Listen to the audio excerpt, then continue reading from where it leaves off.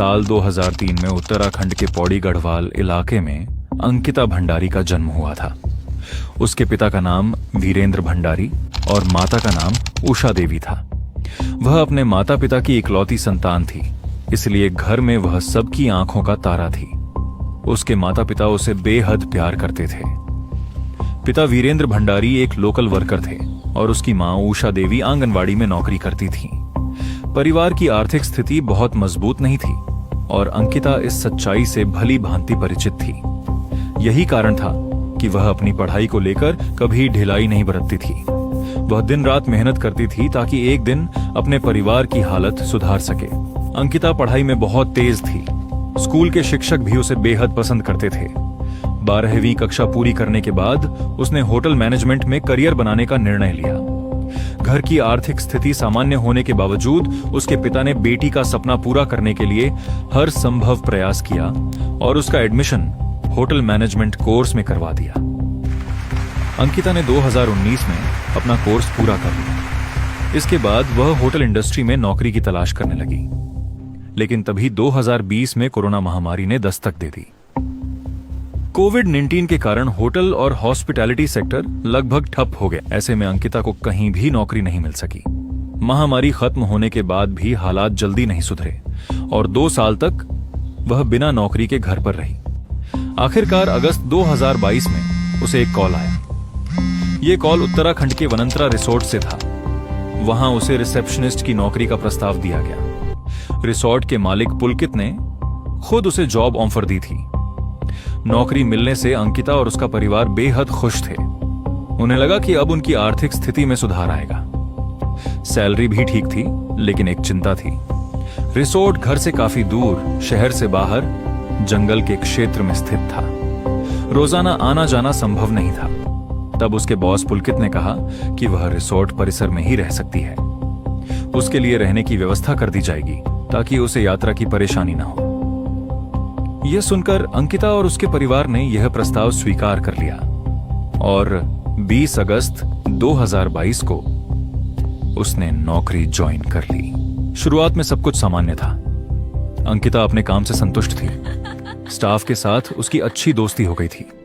उसका बॉस भी शुरू में उसका ख्याल रखता हुआ दिखाई देता था। भले ही वह परिवार से दूर थी, लेकिन उसे वहां किसी चीज की कमी महसूस नहीं हो रही थी।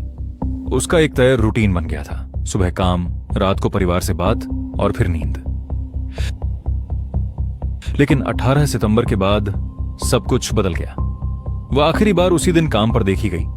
उसके बाद वह अचानक गायब हो गई। किसी को समझ नहीं आया कि 19 साल की वह लड़की कहां चली गई। स्टाफ और उसके साथी घबरा गए।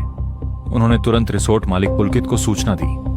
पुलकित मौके पर पहुंचा, आसपास तलाश की और जब वह नहीं मिली तो पुलिस स्टेशन जाकर गुमशुदगी की रिपोर्ट दर्ज करवाई।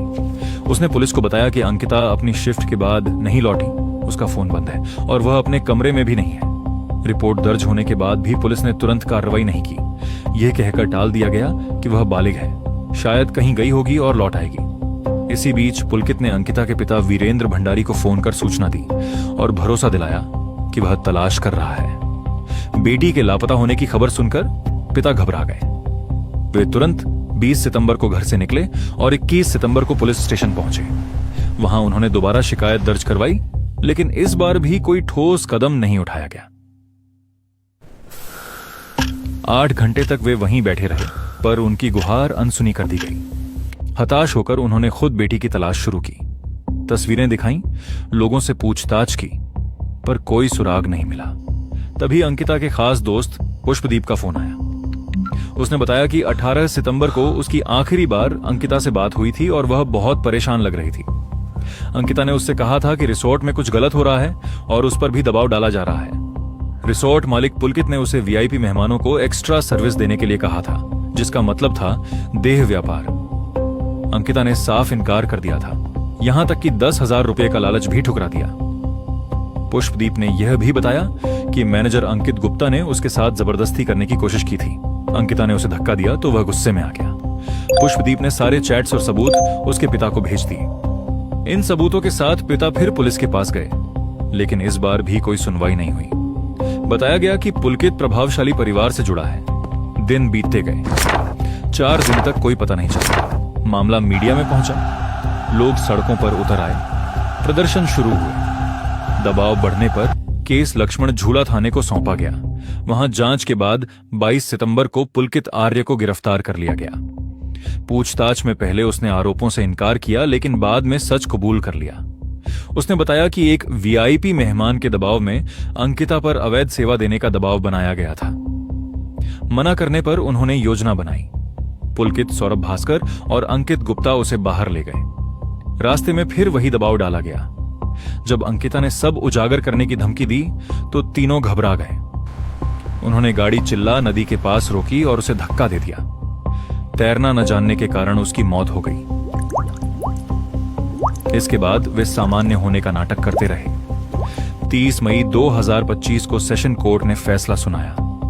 जज रीना नेगी ने पुलकित आर्य, सौरभ भास्कर और अंकित गुप्ता को दोषी ठहराते हुए उम्र कैद की सजा सुनाई। लेकिन गिरफ्तारी के तुरंत बाद एक और विवाद खड़ा हुआ।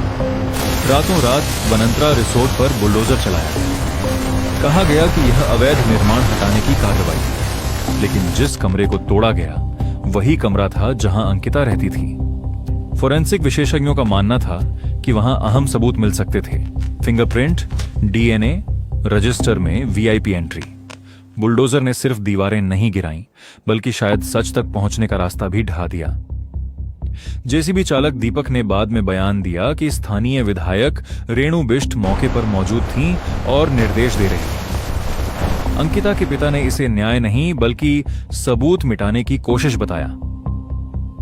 आज भी बड़ा सवाल वही है, आखिर वह वीआईपी कौन था जिसके कारण एक 19 साल की लड़की को अपनी जान गंवानी पड़ी? और क्या आपकी नजर में पुलकित, सौरभ और अंकित को उम्र कैद के बजाय फांसी मिलनी चाहिए थी?